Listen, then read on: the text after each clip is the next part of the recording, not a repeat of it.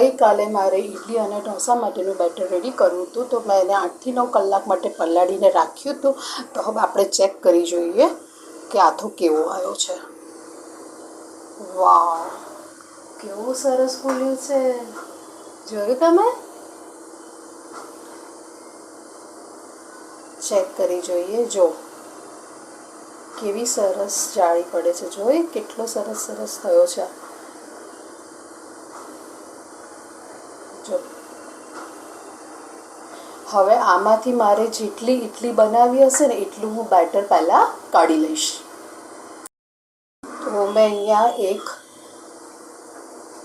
Bowl લીધો છે. એમાં હું 5 થી 6 જેટલા ચમચા ઇડલીનું બેટર કાઢી લઈશ.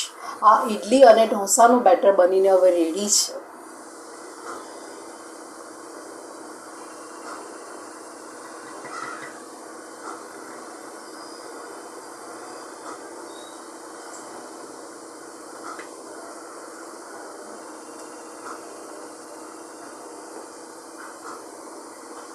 કેવું સરસ બન્યું છે, હે ને?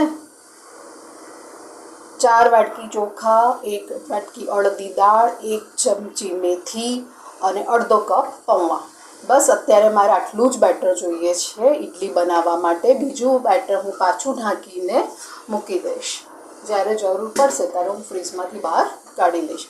તો હવે આની અંદર હું 1 ચમચી જેટલું પહેલાં મીઠું એડ કરું છું. અને આમાં પહેલાં થોડુંક જ પાણી એડ કરવાનું, વધારે નહીં. તો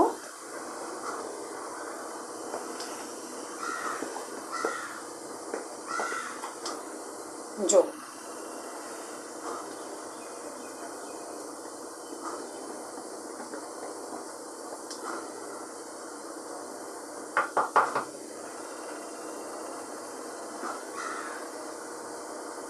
તો ઇડલીનું બેટર બનીને રેડી છે. તો તમને મારી આ રેસીપી કેવી લાગી? જો સારી લાગી હોય તો લાઈક કરજો, કોમેન્ટ કરજો અને સબસ્ક્રાઈબ કરજો. Thank you for watching. હવે ઇડલી આમાંથી કઈ રીતે બનાવવાની એ પણ હું તમને જણાવી દઉં.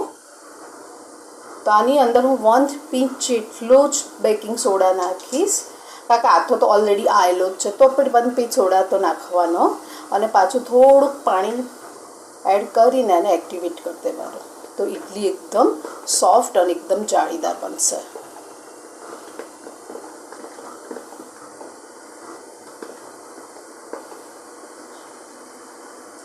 મેં ઓલરેડી ઇડલી માટેનું પાણી સ્ટીમ થવા માટે મૂકેલું છે.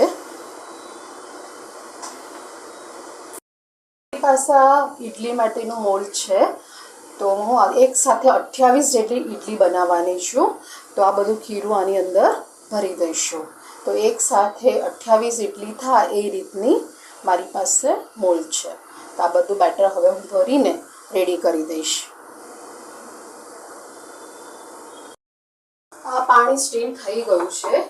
તો એક એક કરીને આ ઇડલી બધી અંદર મૂકી દઈશ.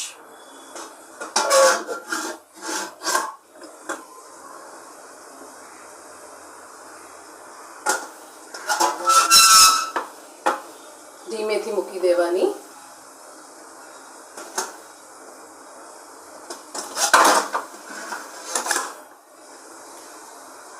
હવે આને ઢાંકીને 20 થી 25 મિનિટ માટે એને થવા દઈશું. તો આને હું 20 થી 25 મિનિટ માટે સ્ટીમ થવા દઈશ. મીડિયમ ફ્લેમ પર કરવાનું છે. મેં સ્ટીમમાંથી બહાર કાઢી લીધી હતી, કૂક થઈ ગઈ છે એટલે. તો ઇડલી કેટલી સોફ્ટ થઈ છે તમે જોઈ શકો છો. જો કેટલી સોફ્ટ થઈ છે. આ ઠંડી થશે પછી હું આને ડીમોલ્ડ કરી દઈશ. બધી જ ઇડલીને મેં ડીમોલ્ડ કરી દીધી છે.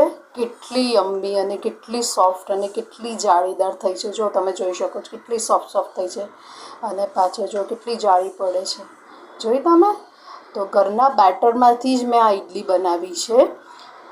તો તમને મારી આ રેસીપી કેવી લાગી? જો સારી લાગી હોય તો લાઈક કરજો, કોમેન્ટ કરજો અને સબસ્ક્રાઈબ કરજો. Thank you for watching. Idli હવે એકદમ ઠંડી થઈ ગઈ છે તો હું આને ડીમોલ્ડ પણ કરી દઈશ. તમે ચપ્પુ યા ચમચીથી એને ડીમોલ્ડ કરી શકો છો અને આ રીતે કિનારીમાં કરવાનું એ આસાનથી નીકળી જશે. તો હું બધી ડીમોલ્ડ કરીને તમને બતાવું કે કેટલી સોફ્ટ અને કેટલી યમ્મી બની છે.